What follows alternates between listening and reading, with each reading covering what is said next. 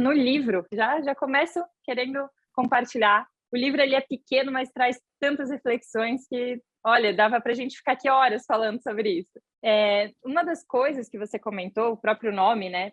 Mas para você é fácil. Então, você viveu ali uma questão entre criar a sua e desenvolver a sua própria personalidade e, ao mesmo tempo, teve uma bagagem grande em função do seu pai, que hoje você até compartilha isso no livro, falando que conseguiu equilibrar e aprendeu muito com ele, e tem orgulho disso, mas que teve ali uma fase que foi mais difícil, né? Então, conta um pouquinho para quem está nos ouvindo, que está passando por algo similar, ou nessa de se encontrar, de se permitir e, ao mesmo tempo, respeitar a sua origem. E como que foi essa experiência para você? Olha, eu costumo dizer o seguinte, quando fala, você veio contar a história no livro e tal, e eu me identifico com isso, eu vejo aquilo, e eu falo assim, gente, todo mundo tem uma história boa para contar. A diferença é que eu fui e contei.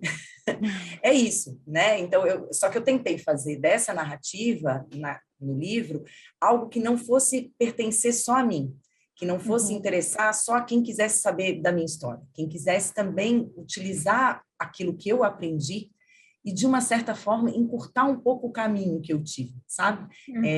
Isso é uma coisa também de professora, a gente é facilitadora, né, da comunicação e dos caminhos, e algumas coisas, se eu tivesse tido alguém que tivesse me dito há alguns anos, teria facilitado bastante o meu caminho, sem problema, porque assim, não tem que ser, que a gente tem às vezes essa ideia de que tem que ser muito difícil para ser relevante, ser interessante, para a história valer a pena, que tem que ser muito, muito puxado, muito difícil. Quando, na verdade, a gente pode ser grata por aquilo que não foi tão difícil e saber aproveitar isso.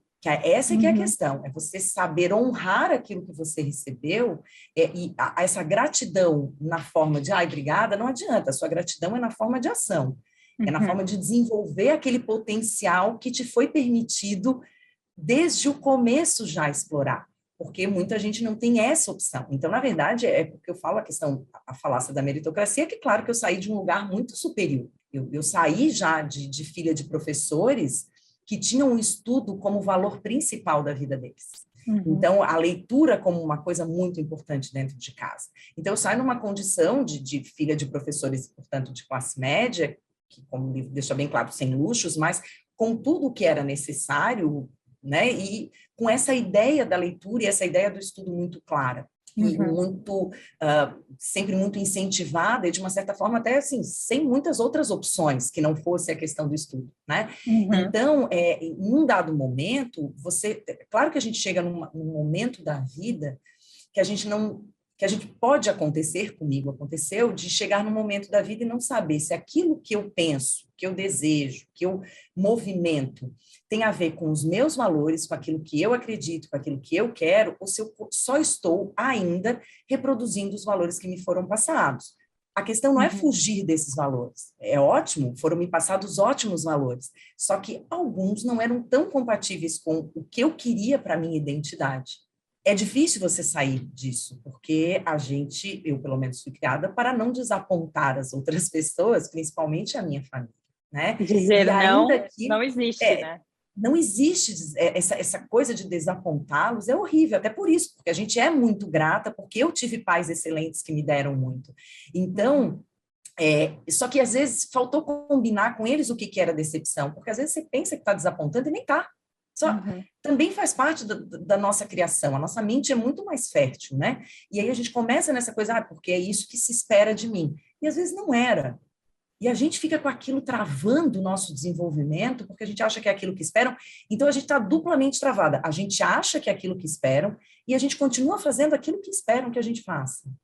Então, esse momento de achar essa identidade, de descolar, porque eu tive que descolar da identidade do meu pai, num dado momento. E isso é muito sofrido, porque eu vim desse lugar de estar sempre conectada a ele e ao que ele fazia e ao que ele representa no universo do direito, que é bastante coisa. E chega uma hora assim, mas agora eu quero descolar disso. Mesmo já como advogada, não era aquela coisa, eu fui fazer o concurso porque eu queria me descolar, de forma alguma. Na carreira de advocacia, eu queria descolar.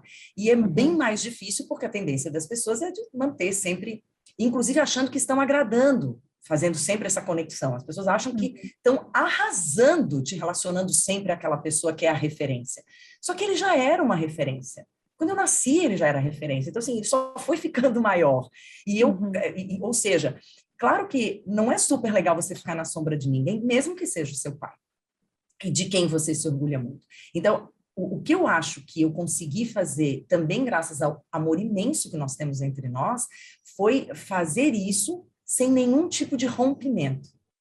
Não houve um rompimento. Eu saí do escritório, não teve nada a ver com rompimento, teve a ver com ir buscar outras coisas para minha vida profissional.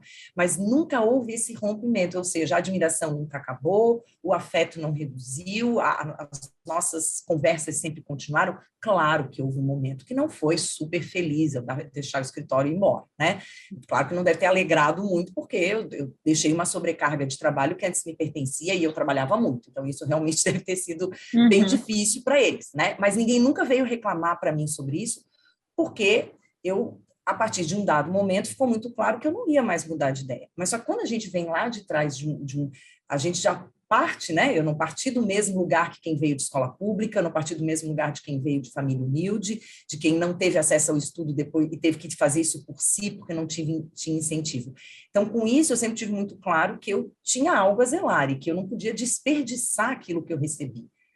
A partir disso, é que a gente desenvolve mesmo. Aí, o quanto você desenvolve, aí é com você, né? Então, eu me esforço para continuar desenvolvendo, porque eu acho que eu tenho uma função a cumprir. Eu não vim a passeio, acho que eu tenho missões no mundo, acho que eu tenho uma função social para cumprir.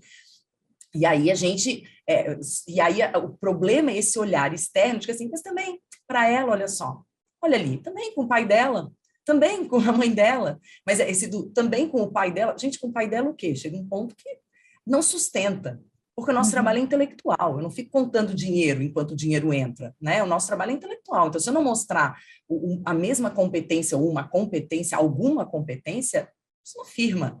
Tem uma hora que isso desaba. Né? Não sustenta, né?